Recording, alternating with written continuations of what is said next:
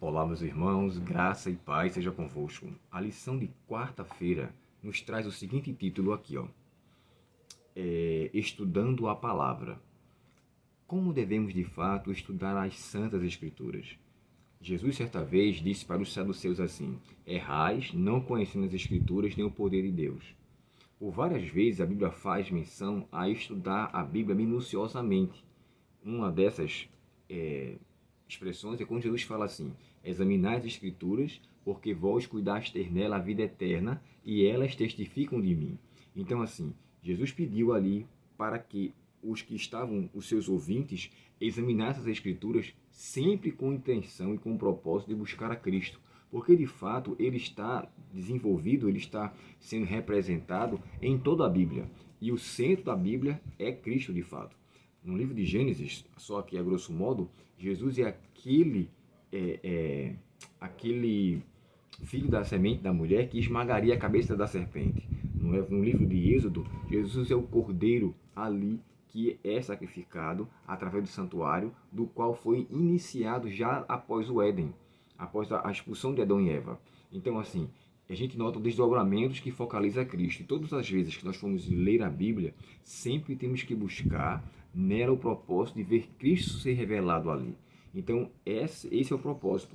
Eu tenho que estudar a Bíblia com essa intenção. Se eu perder essa intenção e pegar a Bíblia e fazer dela, ler simplesmente como um livro comum, como uma literatura, ou como algo que simplesmente é história do passado, eu vou perder a essência do propósito da qual a Bíblia veio nos trazer. E o texto que é feito aqui na pergunta, de Mateus 5, verso 18, Jesus chegou a descrever, né, que tudo de fato irá se cumprir. Então irá se cumprir porque é uma continuação da história. Por isso que nós, que somos adventistas do sétimo dia, nós aderimos ao método historicista de interpretação profética. Esse método envolve o passado, o presente e o futuro. E é através dessa situação, é através dessa maneira de pesquisar e de entender que chegamos a uma conclusão correta, totalmente adequada pelo padrão que foi dito, pelo padrão que foi escrito. Mais adiante a gente encontra Timóteo, 2 Timóteo 3, 15 a 16. Paulo, aconselhando a Timóteo, diz assim: olha, você foi ensinado desde a sua infância que as sagradas letras te podem tornar sábio para a salvação.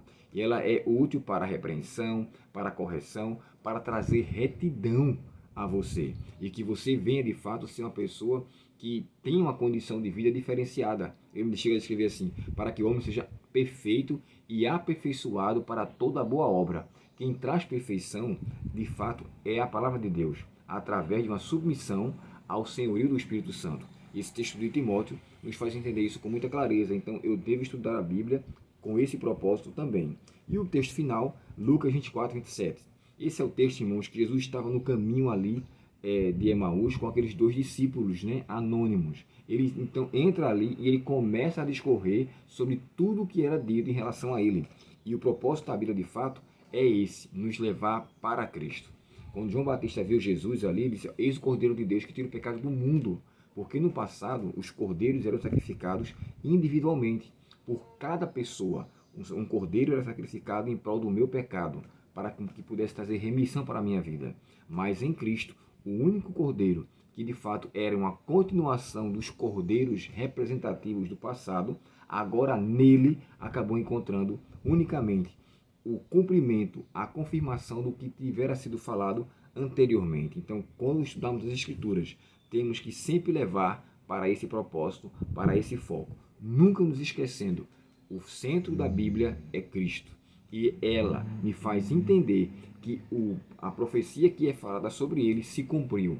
Foi predito que ele viria no dia certo.